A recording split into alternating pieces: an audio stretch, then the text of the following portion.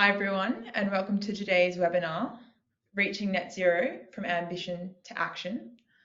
I'm Anna Hendricks and I'm a Senior Business Development Associate at South Pole, and today I will be your host. I'm zooming in today from the Gadigal land of the Eora Nation, and I pay my respects to the elders both past, present and emerging, and I welcome you to reflect on the traditional owners of the lands where you are joining from today. So to kick off, we just have a few matters of housekeeping. So firstly, you are all muted and will be for the duration of the session, but please post any questions in the Q&A box and we'll answer as many of these as possible at the end of the session. Additionally, the session will be recorded and sent to all guests who registered, and you're welcome to share this internally with any of your colleagues. So today we're representing both penguins and parrots. So you already know who I am, but you'll hear from Sonia Sampson, who's a Senior Managing Consultant in our Climate Strategies team at South Pole, and from Simon, who is the Chief Transformation Officer at the Arnott Group. So one thing to note, Simon is currently having some technical difficulties. So in the event that he cannot join by the time we get to this section, Sonia is going to walk through the work that we've done with Arnott, and then we're going to send through a recording with the recording of this session, just outlining, a recording with Simon running through the questions and answers that we were going to go through. So the agenda for today. So you'll first hear from South Pole's Sonia Sampson as she unpacks the latest on net zero standards and definitions. And she'll also run through some key findings from our latest net zero report. She's then going to discuss how you can move from ambition to action and the steps that you can take to build out your net zero strategy. We then, if we can, move into the Q&A session with Simon from the Arnott Group, who's going to share some insights from their own net zero journey. So jumping in, so no one in this call needs convincing why this topic is important. We wanted to start by setting the scene and why we need to ramp up our ambitions to action during the critical decade between now and 2030. So 2023 was officially the hottest year on record, and the headlines were hard to miss. The effects of climate change are no longer a distant threat, but something that is impacting lives day to day. So where do we stand? So back in 2015 at COP21, we made an international climate commitment to limit the increase in global temperatures to well below 2 degrees Celsius above pre-industrial levels, and to pursue a target to limit temperature increase to 1.5 degrees. But according to the Climate Action Tracker in 2023, we're currently already sitting at 1.3 degrees Celsius. Even under an optimistic scenario where all the announced targets and NDCs are implemented, we're set to exceed the 1.5 degrees, and our 2030 pledges and targets are insufficient to keep warming within 2 degrees scenario. And finally, when we look at the government policies and actions, we're on track to exceed 2.7 degrees by 2100, which will have catastrophic impacts. So it's clear that the pledges aren't enough to keep global warming to the all-important 1.5 degrees, but we also need the private sector to act. So I'll briefly discuss some factors that are influencing corporate action. So COP28 was held in Dubai towards the end of last year and reinforced global momentum towards net zero. So on the whole, there were some moves in the right direction, such as an agreement on a loss and damages fund and some significant financial commitments made by the EU and the US, among others. The conference was also a culmination of the global stocktake, a mechanism implemented from the Paris Agreement, which reviewed the level of ambition, progress, and implementation underway in each country. So this is a central outcome of the COP, as it contains every element that was under negotiation and can now be used by countries to develop stronger climate action plans, which are due by 2025, and then their targets between 2035 and 2040. So another part of the global stocktake was an agreement to globally transition away from fossil fuels by 2050, as well as triple renewable energy capacity. Another trend that we've seen is a shift towards more mandatory disclosures being introduced around the world. So examples include Australia, Malaysia, the UK and Canada, among many others, who have introduced mandatory climate disclosures on things such as Scope 3, risks and opportunities, and also their climate transition plans. We also saw the introduction of the ISSB, which was released with the intent to streamline sustainability disclosures by consolidating various frameworks such as the Task Force for Climate-Related Financial Disclosures, the Sustainability Accounting Standards Board, and the Climate Disclosure Sustainability Board, etc. And the final trend, so we're continuing to see more and more companies called out by the media, by regulators and by investors for greenwashing. But we can't let this stop companies from taking action and not sharing their progress. We'll touch on this and the concept of greenwashing a little bit later, but it's an important reminder of why you need to walk the walk before you talk the talk. I'm now going to hand over to my colleague Sonia, who will take you through the latest on net zero. Thanks, Sonia. Thank you so much, Anna. And yep, we'll be covering what the latest is on net zero, talking about both what we see externally and then also how companies have been taking climate action. But before we dive into the latest, I think it's important for us to have a quick recap on exactly what we mean when we talk about net zero. So on the screen, you can see a simplified graphic from the SBTI that gives us the 4 key milestones along a journey to net zero. So the first key milestone is a near-term ambitious emissions reduction target. And under SBTI, this would be within 5 to 10 years of making the commitment. And so this is really the first milestone where a company really commits to seeing these deep cuts in emissions within their own value chain. But of course, this near-term target needs to be complemented with a longer-term net zero target. And so this is where we see the commitment to reach a net zero state by 2050 at the latest, but we do see some companies committing much earlier. And this internal or in value chain emissions reduction are shown by the blue bars on the top half of the graph. But we recognize that it's a journey, so no company is going to be able to reduce all their emissions within the first year or 2 years. And at the same time, we also know there is a massive gap in financing we need for the climate ambition. And so companies are encouraged to also invest in what we call beyond value chain mitigation.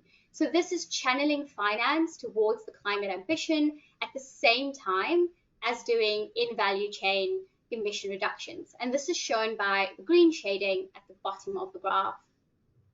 All of this leads us to point 4, which is net zero, shown by the green diamond.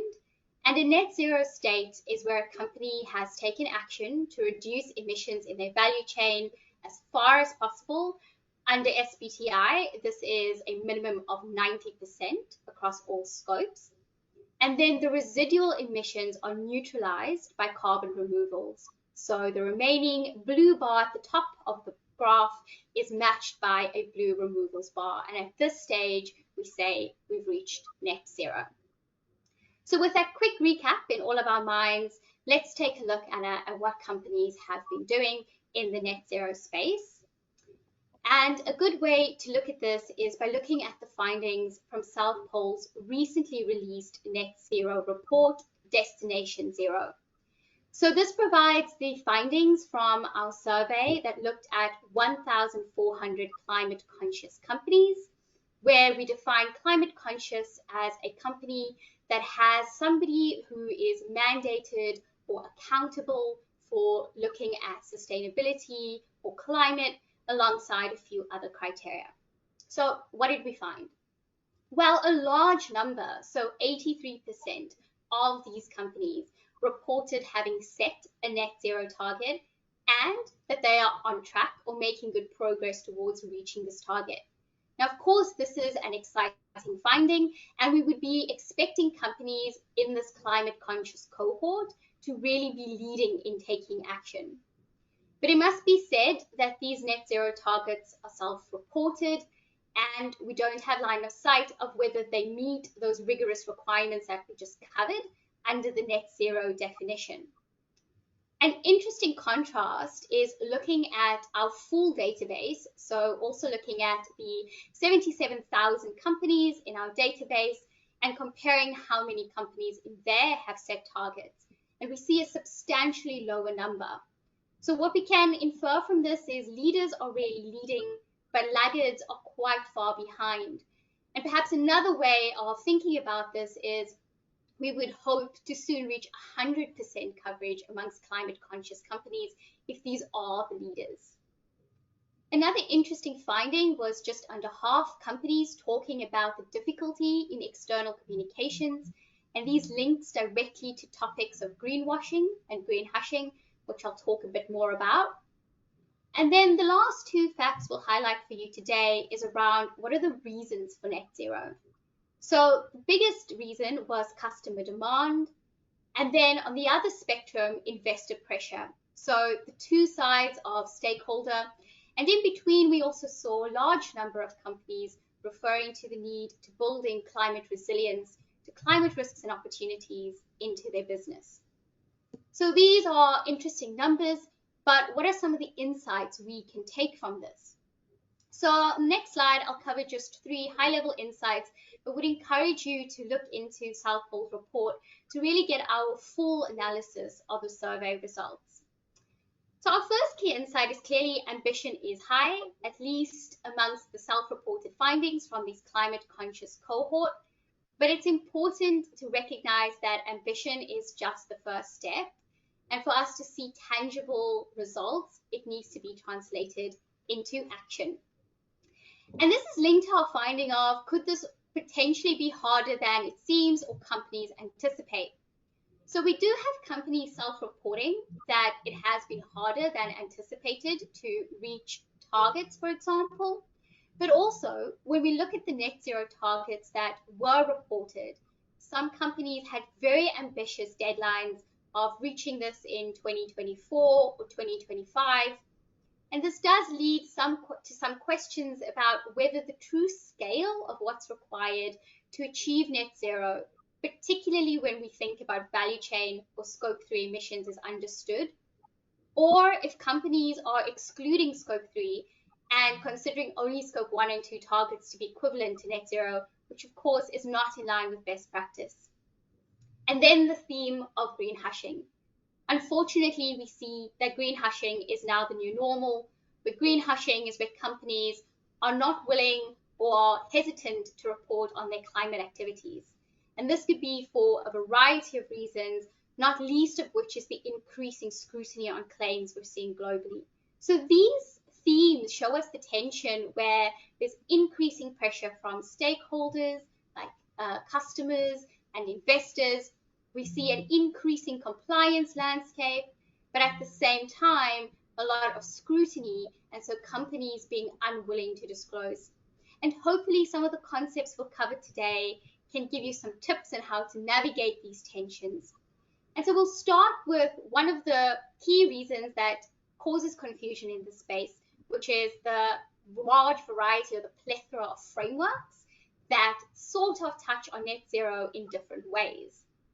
Now, if we think about the compliance landscape, we know that the ISSB has to some extent started to assist in consolidating the variety of frameworks. But we also know that there are a variety of frameworks in the net zero space. And so there are just a few on the screen here today, starting with, standards or frameworks that underpin the scenarios we use to actually define what net zero would look like. So these come from bodies like the TPI or the IEA and are often used in climate scenario analysis. We also have several organizations or frameworks like the Race to Zero, which is a global campaign trying to drive decarbonization in both the public and private sectors that companies can choose to join and align to. We see bodies like ISO also bringing out both standards and guidelines. For example, the International Working Agreement Net Zero Guidelines, which can be thought of as a sort of pre-standard So it can exist for up to 6 years before being formalized into an ISO standard or similar. And this guideline document was really brought out in response to the market confusion around what constitutes best practice for net zero. And of course, we can't talk about net zero without touching on the SBTI, which really remains one of the key standards providing guidance and tools, and critically, accreditation. So at South Pole, we definitely still see the SBTI as the leading standard in the net zero space, a sentiment backed up by the more than 7,000 companies that currently have either net zero commitments or targets under the SBTI. And so a question would be, why do we still see so much uptake against the SBTI? Some reasons include the global awareness or recognition of the SBTI. So it's well known across different sectors, different geographies, and has a lot of recognition with stakeholders across a business's operations. It's also broadly applicable to SMEs, big companies, and different sectors, although we'll touch on some of the nuance in different sectors in a bit. And the SBTI also remains one of the only frameworks that can actually give certification. So a process of applying, going through a rigorous assessment, and then getting a confirmation that you do have a target that has been assessed to be in line with science. And the net zero frameworks that the SBTI uses to define, for example, what a sectoral net zero target should look like, is based on foundational and best practice scenarios such as those defined by the IEA. But we do recognize that there are some challenges. So, for example, suitability of sector. There are challenges for certain sectors in being able to meet the SBTI requirements. And we do often hear feedback that the requirements can be challenging to meet. I think it's interesting to note that the SBTI has been criticized for both being too lax and too ambitious. And perhaps something to think about is, in terms of the difficulty of the SBTI criteria, it's worth noting that what we are trying to do in transitioning to a 1.5 degree world is challenging, and so we will see challenging requirements. Nevertheless, we recognize that there may be some concerns or nuances or challenges for your companies around SBTI, and we'll give you a few tips at the end of this section on potentially navigating the space. For now, though, if we move to the next slide, we can think about what some of the developments in the SBTI space has been. So the SBTI is constantly evolving and releasing new guidance for specific sectors. So recently, we've seen guidance come out, for example, for maritime transport, and the big one, financial institutions, recognizing the importance of these companies as they direct financial flows in the economy. We're currently in a pilot phase, for example, for the buildings sectoral decarbonization approach. And then the oil and gas sector does lag behind in terms of having consolidated guidelines or framework for setting SBTIs, and currently still cannot submit a target for validation. And I think the inherent nature of this sector is why we're seeing such a challenge in creating a set of standards that's robust, but at the same time that companies can join onto and actually see a pathway to reach the decarbonization target. The SBTI also brings out supporting guidance. So I think the big one last year was flag guidance, but we also see the beyond value chain mitigation. So that's talking about the light green bar that we saw on the initial slides, which shows us the importance of companies investing in climate finance beyond their value chain, and also some guidance on engaging suppliers, recognizing the importance of Scope 3. We also are starting to see the SBTI considering the role of EIAs. So these are environmental attribute certificates, as well as the importance of measurement. So it's great to be able to get a certified SBT but how do we ensure companies are actually meeting their commitments? And for that, we need an MRV framework. So evidence of how the SBTI is constantly trying to evolve and adapt in what is a very challenging space. Now, before we get into some tips to close out this section, I think it's worth us just quickly touching on the ISO standard. So we've had a few questions from our clients about ISO 14068, which looks at carbon neutrality, and importantly, carbon neutrality as part of the pathway to net zero. So carbon neutrality as a company transitions to net zero.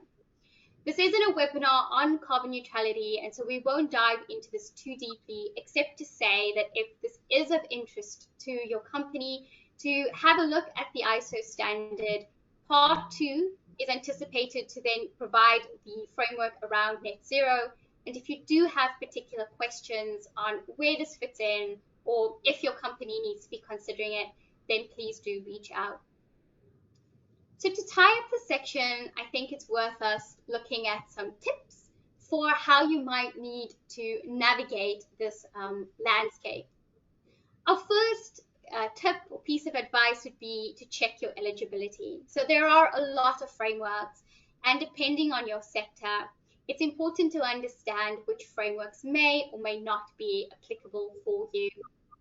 This is also where you'd want to assess what your peers are aligning to. For example, if you're in the sporting sector, hotels or leisure, or if you're in logistics, there may be applicable frameworks that may make sense for you to also consider. Regardless of which framework your company then chooses to follow, it's important to understand the reasons for this decision and be able to articulate it. And we'd specifically say that if a decision is made to not follow SBTI or align with SBTI fully, that the reasons for this is well known and can be shared with your stakeholders, as stakeholders inevitably will ask about SBTI due to its global recognition. I think the key point, though, is it's not really about the framework, but about the intention. And so it's important to choose a framework and pathway that is ambitious and aligns with a 1.5 degree outcome. We do not have time in the global climate crisis to have targets that are not aligned with 1.5. So that sort of covers our first section, looking at climate ambition and the frameworks that we can use to help define ambition. But what's important is how do we move from ambition and targets to action? So let's explore this in a little bit more detail. If we move to the next slide, please. We have provided a very high-level simplified plan for how your company could think about transitioning to action. I think the first step is probably well known by everybody joining us here today, but it's important to reiterate the importance of having a robust emissions baseline. Without understanding your performance or your impact today, it's very challenging to take any additional action. And I'll emphasize here that it's not just about the measurement itself, but understanding the boundaries you've drawn, understanding inclusions and exclusions, and getting an understanding of where gaps might be in that emissions footprint. Once you understand your baseline, then it's time to move to setting targets, using one of the frameworks, SBTI, as one of the best options to then set your net zero target. Once you know where you are and where you want to go, it's important to identify how you can get there. And there are 2 steps to this. The first is a broad identification of potential opportunities, including processes, technologies, substitutions. And yeah, our tip is to make sure that you're including or soliciting ideas from across your business. It's worth asking people in departments other than sustainability for their inputs as well.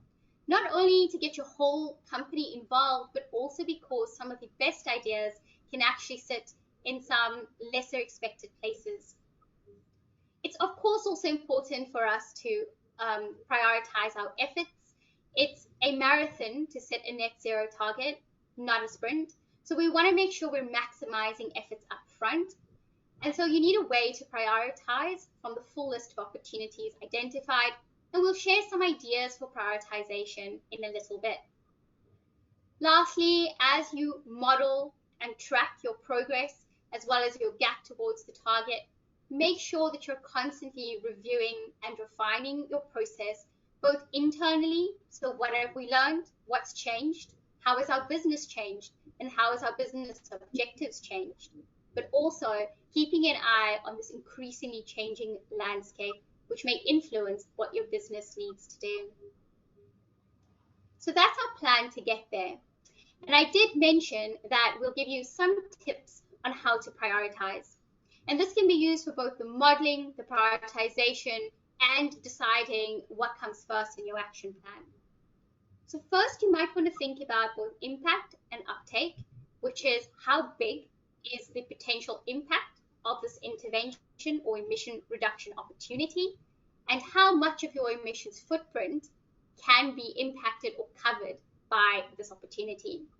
And this is important because we want to make sure we're doing things that have a measurable and substantive impact on our greenhouse gas footprint. But it's important for me to call out that there may be smaller opportunities, perhaps with a smaller impact, that are still important to look at because they may, for example, create buy-in, they may get your stakeholders excited, they're used to demonstrate business intent. And so it's important to not dismiss these out of hand, but still consider if they have an important role to play in your overall strategy. Of course, timing and costs are critical to understand, and linked to this would be the feasibility of a potential opportunity. So, for example, is a technology that you're relying on not yet available, which not only impacts timeline, but leads to an assessment of maturity and feasibility. And don't forget that it's also important to assess the feasibility or maturity of where the people along your journey are. Are your suppliers ready to move to setting targets? Or do you, for example, need to first engage in capacity building and education? And then lastly, any broader risks that might impact the implementation.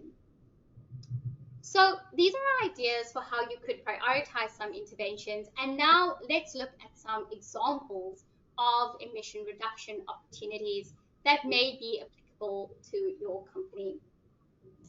So we'll start with what might be simpler, which is scope 1 and 2 emissions. And when we say scope 2, I think inevitably we think about electricity primarily. And so here the options are perhaps more straightforward in either on-site or off-site renewable energies. But of course, the nuance then comes in, particularly in deciding, for example, on off-site between options like PPAs, green tariffs, or LGCs in Australia. Across scope 1 and 2, we also want to be thinking about energy efficiencies. So things like retrofits, automation, improved technologies, and importantly, improved processes as well.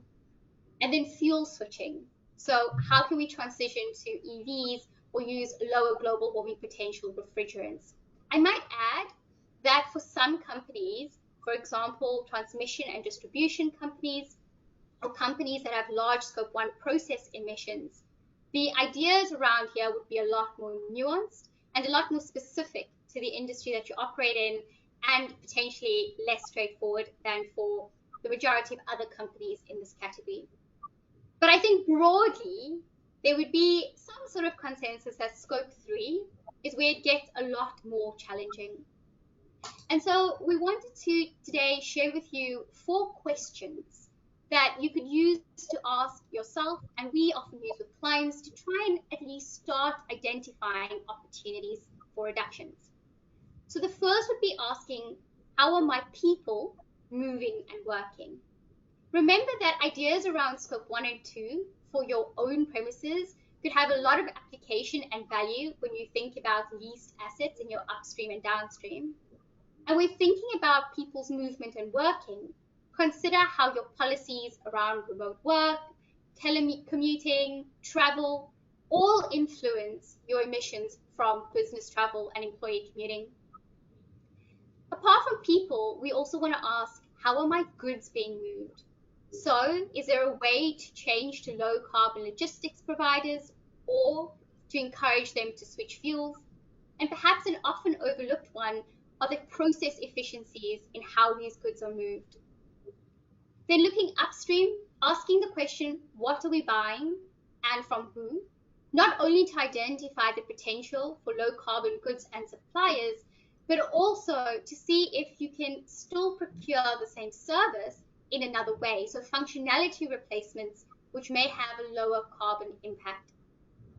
And on the other end, the question is what happens to the things we sell or use?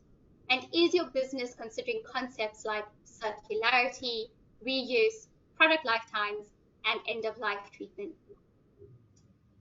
So regardless of where you land, which opportunities may be more or less applicable to your business, I think it goes without saying that at some point with Scope 3, you're going to need to be talking to your broader value chain. And so we also wanted to share some ideas for engaging with your value chain and a sort of starting point for actually planning how this engagement would look. And although we're talking about engaging with your value chain, the first step is actually internal. The first step is really about either reviewing, or if it isn't there, setting what your internal policy is that you expect from your stakeholders like suppliers. It's very challenging if your business isn't clear on what your criteria is or expectations to then actually enter into communications. So the first step is really defining that within the business. Once that's done, you can then identify who your key stakeholders are. For many companies, this might be suppliers, but don't forget to consider other stakeholder groups like customers or investors, which could be equally or more important depending on your sector. And also within those groups, so let's take suppliers as an example, there might also be a need for further prioritization. Companies can have thousands upon thousands of suppliers, and we cannot engage with all of them simultaneously to the same level. So have a think about things like, which goods do you procure that has highest embodied carbon, for example, and might be a priority to address first? Who are your strategic suppliers? Who are the suppliers that cannot be replaced with other players in the market? Who is important for overall relationships or business strategy? In this way, we can target our efforts initially and gradually build out our engagement to cover our full supplier list. Then we need to define how we will engage. It sounds simple, but suppliers and other stakeholders can be at different levels of their own journey. And so it's important to understand their maturity and ability to respond to what your company requires at that time. As mentioned, a key starting point might actually be to just run some training sessions and ensure that there's common understanding of why we're even talking about net zero and scope 3. And as you engage with your suppliers, you'll simultaneously be building internal capacity to broadly understand the space and see how learnings from different groups can be transferred. Remember that everyone's scope 1 and 2 is someone else's scope 3. So being able to share learnings means that collectively value chain emissions should be addressed. And as you implement the strategy, again, we'll just highlight the importance of ongoing monitoring of progress and flexibility to adapt as things change. And we know that things will change in this space. So if we move to the next slide, Anna, I think that it's important for us as we sort of draw to the close of this content section of the webinar to just quickly touch on these broader elements of supply chains, sharing between sectors, the importance of recognizing that it's more than just your business that's being captured by emissions reductions, by this concept of a climate transition plan. Now, understanding your greenhouse gas emissions, setting a net zero target is a critical and key pillar of a climate transition plan.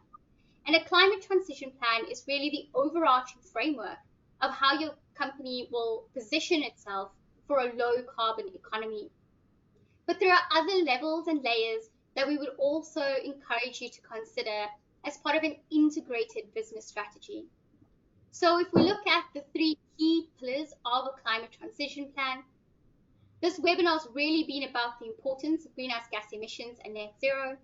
But remember that as much as your company impacts climate, climate also has an impact on your company.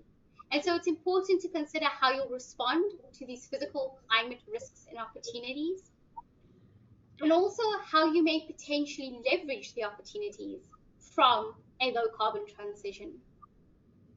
Also, importantly, we're all part of an ecosystem.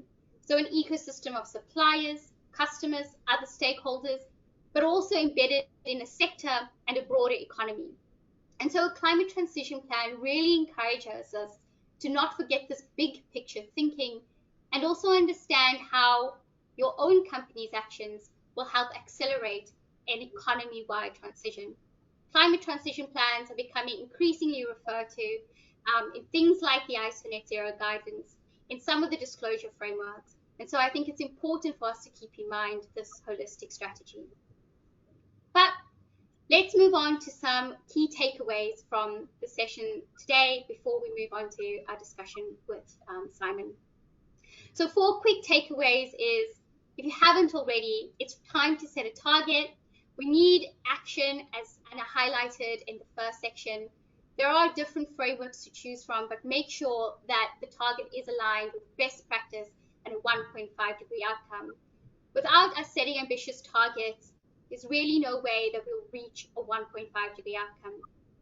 Then develop your roadmap and understand how you'll get there. And in the beginning, when talking about the insights from South Pole's report, we touched on companies having some targets that are perhaps 1 or 2 years away, which may raise some concerns about the full understanding of what it will take. So we'd like to emphasize that whilst it's important to have a target with a defined year, it's also important to really understand what needs to happen to get there. And it's more important to have a credible roadmap than it is to set a very ambitious near-term target that really is supported by very little.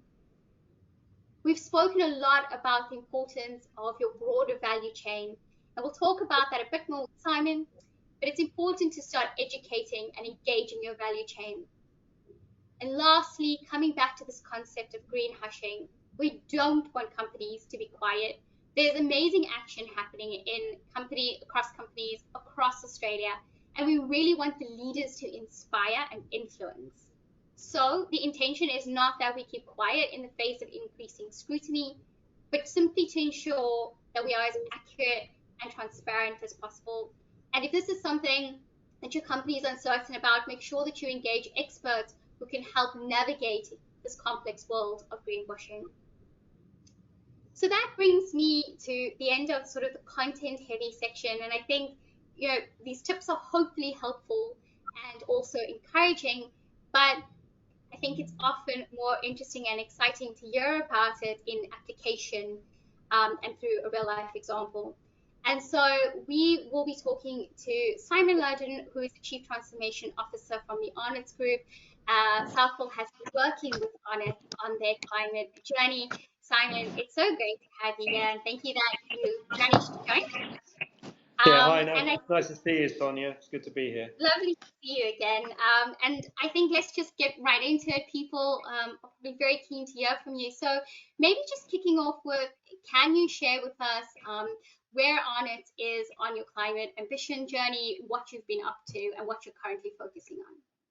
Yeah, sure. And thanks for inviting me on, and it's great to be here. And I'm on an iPhone, so I apologise. We had a few tech issues, but one thing you learn about in this space of climate management is agility. So we're there. Look, Arnott, I'm sure everyone on the call knows Arnott. It's a 157-year-old company. It's about $1.5 billion in size. It's 75% of the business is within Australia. We have 5 manufacturing sites in Australia, 2 in Asia.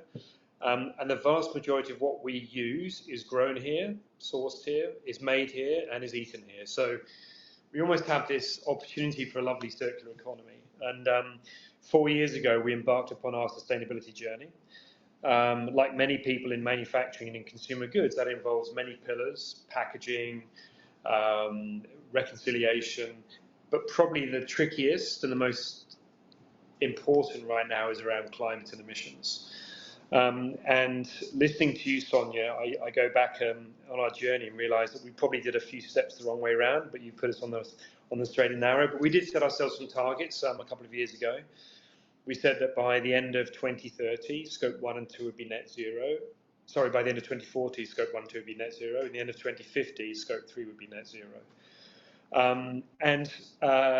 At the time, that seemed quite daunting for the organisation, but actually, it's been a pretty good focus. And what we've been focused on in the near term has been Scope 1 and 2, which unfortunately is the easy bit, right? So it's probably 20% of our emission footprint. We emit about 800,000 CO2 equivalent tonnes a year. Of that, the vast majority is Scope 3, but Scope 1 and 2 is primarily for us gas and electricity. And so priority number 1 is to control what you can control, and that would be electricity. So we've the building I'm in here now is our original factory. Actually, it's now our HQ in North Strathfield, and we have our solar panels on the roof here. So our head office and 2 of our plants now have solar panels, and a lot of the electricity we use is generated by our own sources. So that's fantastic, and they kicked in early this year. So that's the first piece we did. The second is where we don't have so many answers right now is gas, but we're looking at how we can reduce our gas usage through efficiency. But I think that's a really good example, and I think you referenced it a couple of times, where no one has all the answers, right? So the most important thing is to make a start. I think one of the things I hold quite close to my heart is if we don't do something, why should we expect anybody else to do anything? You know, and Arnott is a family name. It's in just about everybody's pantry. I think 98% of Australian consumers love and eat Tim Tam or Jats or Shapes every year. And for me, it's really important that we lead the way. We may not be the biggest emitter, the biggest producer of waste, the biggest producer of packaging, but we're the biggest name. So what we can do can magnify and hopefully encourage others. So that our journey until maybe 6 months ago very much was focused on Scope 1 and Scope 2, and then thanks to the work with yourself and your team, we painted our picture for Scope 3, and we understood, or we now understand the challenge ahead of us, and the supply chain and ecosystem we need to manage. And primarily for us, it's agriculture. That's really the heart and soul of our Scope 3 picture. Unless it's grown, we don't make anything. That's the general rule, whether it be soft wheat, oil, dairy, whatever it may be, and cocoa. Those 3 or 4 products are probably 80% of our Scope 3 picture, and therefore 75% of our overall picture. And so our challenge now is to make sure that we can get into that roadmap and start addressing those challenges. Absolutely, that's so interesting, and I think that leads me to a question about, you know, we spoke a bit in the content piece and in your feedback too about how often we see companies starting with Scope 1 and 2 and then realizing that there's this big piece that sits in Scope 3. And so maybe you could share with us some of Arnott's experience of how did you build the case and get engagement or buy-in to start looking at Scope 3 within Arnott? Yeah, sure. It's a great question.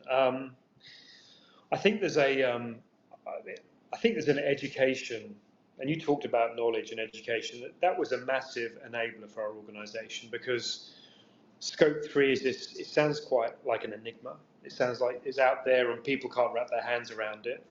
The more you can codify it, identify it, and help people understand that it can be broken up into bite-sized chunks, then that's the demystifier, and that really is, I think, a massive enabler for action. So I think there's certainly a piece around education. I think the second, which more recently maybe is around the legislation piece, which has been, you know, if you've got a finance department that are maybe a bit cynical, maybe, I don't know if there's any finance people on the call, but maybe they're a little bit cynical. This having the requirement to have a level of climate risk understanding within your reporting in the next 18 months, that certainly was a big enabler for us. And the third is actually our partners. You know, we work closely, obviously, with retail partners, and they are under intense scrutiny. You know, look, right now we're a private company owned by KKR, but I would say that our owners are very passionate about this space and are pushing us hard, as are our partners in Woolies, Coles, Aldi, etc. So I think you mentioned our Scope 1 and 2 is their Scope 3. Well, they're wanting not just us to act upon helping their scope 3, but they expect us to be diligent around how we're reducing our climate impact. So I think those 3 areas were massive to try and get the organisation on a course. I think the last point you make is so interesting. This bigger ecosystem, the fact that you have so many agricultural products, so there's farmers, there's these big retailers. So maybe what would be interesting for some of the people joining us today is if you could share a bit more with us around how your sustainability strategy has informed your relationships with your value chain, both upstream and downstream. Yeah, of course, yeah. And we, I mean, you're right, it's the reality, and I think whether you listen to COP28 or Davos or anyone internationally, globally, the realization that it's system change required is probably what I think has been one of the biggest ahas for people in the ESG space in the last 12 months, and for us that's meant our supply chain partners. So we have a renewed set of expectations, to be honest with you, about what we expect of our partners. So there's a platform called SEDEX where we insist that our suppliers go through that, so it helps us understand and know where the crops come from, how they're grown, how they're supplied, how they're sourced, who works on the farms, the environmental impact. So that's a very important part of our requirement now of our partners. And likewise, I think on the other side, we say, you know what, we have a responsibility as well. So if I think of soft wheat, which is probably a great example. So soft wheat is, we probably consume 85% of the country's soft wheat, probably a bit more. So we have a massive impact on that ecosystem. So we should be working with the farming community, with Allied Pinnacle, and with other suppliers to help the farming community understand how they can improve their yields, decrease their impacts through pesticides and herbicides by bringing expertise, contractual support, maybe longer term contractual support, and supply commitments that will enable the farmer to say, you know what, I'm in it with these guys because they're not going to run after 12 months. And those two probably different sides of the coin, but very, very important when it comes to how we're working with our agricultural partners. Yeah, absolutely. And then you also touched on in your previous answer sort of the impact that the draft reporting legislations in Australia could potentially have on companies who are trying to make a case for doing more in the space. Within Arnott itself, have you seen any impacts from the announcements, and has that changed any way of your positioning of your sustainability strategy? Yeah, that's a great question. Look, I think the first thing I'd say is that we, as an approach to sustainability, I've always believed that you have to have functional ownership, right? So rather than having a team in the corner just focused on sustainability, I want to have my procurement chief, my supply chain chief, my finance chief. I say mine, the Arnott's finance chief. I want to have those guys having responsibility for this agenda. And so when the financial reporting was first tabled, and we should recognise it's still in its infancy, and we'll see how it evolves. But suddenly our tax bodies and our financial reporting teams here realised that they had genuine skin in the game now. And so their eagerness to understand what data needed to be collected led to an eagerness as to how we collect that data, the sustainability of that data, and what that data really means as part of a massive education program, and led to ownership and understanding of what needs to be done. So I think that government pressure, regulatory pressure, retailer pressure, and quite honestly, employee pressure. I mean, it's a big part of our employee proposition as well. People want to work with us because of what we're doing in this space. So all of those things have driven a massive amount of energy towards this agenda. And please notice I haven't even said consumer yet. I mean, if we can get through those three, then we can get to the consumer. And we know they may not be willing to necessarily pay more for sustainable options, but consumers certainly will start to walk away from you if you're not sustainable. So I think those are the pressures that really helped us drive forward with our agenda. Yeah, and I think that really marries well with the findings of our surveys, just how important consumer pressure has been for companies to choose to take action in the space. And I think what I'll be interested in seeing is how that investor pressure percentage might change and arguably grow now with the reporting guidelines in place and that shifting into that compliance space. So Simon, something else? Sorry, please. No, go for it. I'm sorry, go for it. I had a question because, when we introed this, we said we've got penguins and parrots on the call today. And you yourself mentioned Arnott really is, I think, a very well-known and well-loved brand in Australia. And it's great to see companies in that influential sphere taking action and also speaking about what you're doing, acknowledging that it's a journey and not perfect, but, not green hushing. And so I think I'd be interested to see if you have any sort of tips or guidance for companies that might be joining us today. What action could they take, whether they're starting or whether they're somewhere along the journey and we just need to know how they could potentially continue? Yeah, sure. I mean, we've got a few learnings and a few things that work for us and may be helpful. I think, and you said a couple. I can't emphasize enough the importance of being ambitious.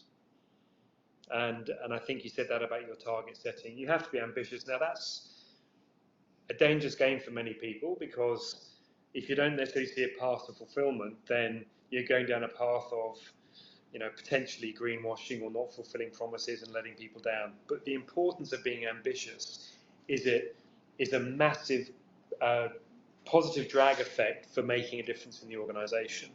So when we set our targets, we know we can get to it by this date. Let's just challenge ourselves by a few years and make sure that over the course of time, every year, we have something, every year, that we can say to the organisation, look what we've done.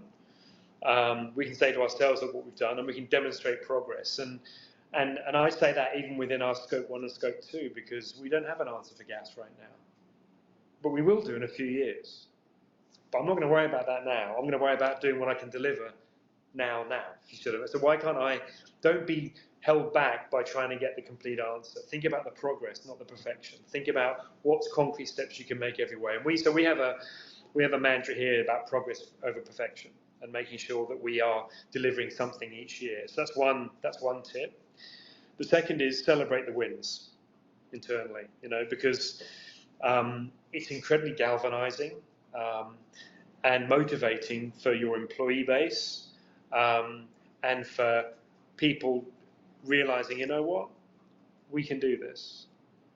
And it's starting to take the bite-sized chunks out of the elephant in the room. And that's a powerful place to be. So make sure you celebrate the wins. I would really encourage, once you're right about setting a clear roadmap and being clear on what you're going to go after, make sure what you go after is what you can affect. So we've chosen 3 or 4 spaces which are core to our business, and therefore we can have a positive impact on. And then lastly, I'd say, when you're setting up teams, don't think about, if you want this to be part of the business mechanic, you have to have a voice at the top table, and the individual functions must own this agenda, as opposed to a separate group in the corner trying to knock on the marketeers or the supply chain door saying, please sir, I've got an idea for you.